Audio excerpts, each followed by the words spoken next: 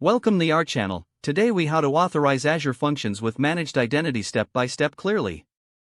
To authorize Azure Functions with a managed identity, start by logging into the Azure portal. Navigate to the Azure Functions resource you want to configure. In the left-hand menu, select Identity. Enable the System Assigned Managed Identity by toggling. Next, go to the resource you want to access with the managed identity, such as an Azure SQL database or Azure Storage account. In that resources menu, look for Access Control, IAM. Click on Add Role Assignment. Click Save to assign the role to the managed identity. Now, open your Azure function in your preferred development environment. In your code, add the necessary libraries for Azure Identity and the service you will connect to, like Azure SQL or Azure Blob Storage. Instantiate a client using the managed identity for authentication. For example, if you are connecting to Azure SQL, use default Azure credential to handle authentication automatically.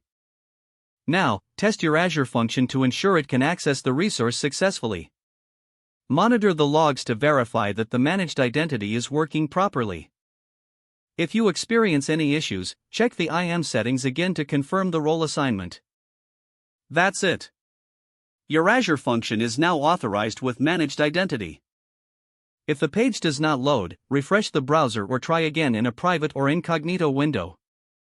Make sure you are using the correct email address, then retype it carefully to avoid small typos. If your password is not accepted, use the reset option and create a new strong password you can remember. Check your spam folder for verification or security emails, then complete any requested confirmation steps. Enable two-factor authentication if available to improve account security and reduce unauthorized access risk. After signing in, review your profile details so your contact information and settings are accurate and current.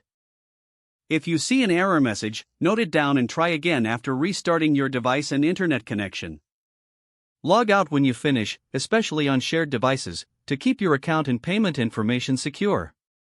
If the page does not load, refresh the browser or try again in a private or incognito window. Make sure you are using the correct email address, then retype it carefully to avoid small typos. If your password is not accepted, use the reset option and create a new strong password you can remember.